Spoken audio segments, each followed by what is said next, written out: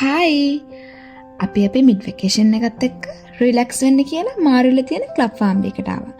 එයාලා අපිව ආදරෙන් පිළිගත්තා. හැබැයි මං ආවේ තනියෙන් නෙමෙයි. මගේ යාළුවත් එක්ක. රිලැක්ස් වෙන්න මේ ජීවිතේ යාළුවොත් එක්ක ඉන්න තරම් හිතට හොඳ දෙයක් මං හිතන්නේ නැහැ. ඒ එන ගමනේදී අපි ක්ලබ් ෆාම් එකේදී ડોක්ටර් රිද්මම හම්බුනේ ආයුර්වේදික් පැත්තේ රිලැක්සේෂන් ගැන වැඩිපුර දැනගන්න.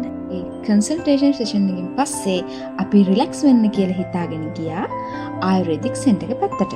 කන්සල්ටේෂන් සෙෂන් එකේදී අපිට දැනගන්න හම්බුණා ආයුර්වේදික් මෙඩිසින් කියන්නේ බොඩි රිලැක්සින්, මයින්ඩ් රිලැක්සින් විතරක්ම නෙමෙයි, තව ලෙඩ රෝග බොහෝමයකට හොඳ ප්‍රතිකාරයක් කියලා.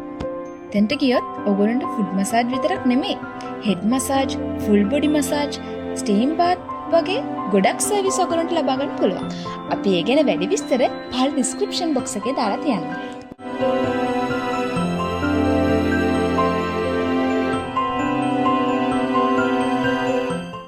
හොඳ මසාජ් සෙෂන් එකකින් පස්සේ අපි දෙන්න හොටෙල් එක ඇතුලේ පොඩ්ඩක් ඇවිදින්න ගියා ලස්සන බලන්න.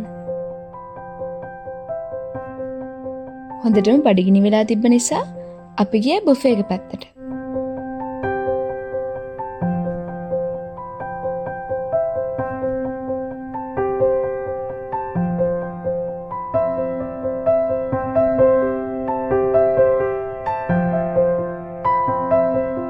කාලිවර වෙලා ඩෙසර්ට් කෝන් එක පැත්තේ යද්දි තමයි මට මෙන්න මෙයාව හම්බුනේ.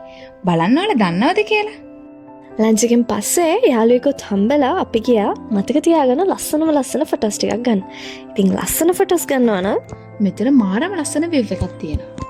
ෆොටෝ ටිකෙන් පස්සේ අපි කැෆේ එක පැත්තට ගිහලා පොඩ්ඩක් කූල් වෙලා අපි ඔහොමම ගියා බීච් එක පැත්තට. බිසි ජීවිතයේ ඇස්සේ රිලැක්ස් වෙන්න ලස්සන ප්ලේස් එකක් තමයි ක්ලබ් ෆාම් එක කියන්නේ. වෙලාවක් තියෙන වෙලාවක අනිවාර්යෙන්ම ඔයත් එන්න. ආයුර්වේදික් තෙරපි සෙෂන් එක අමතක කරන්න නම් එපා.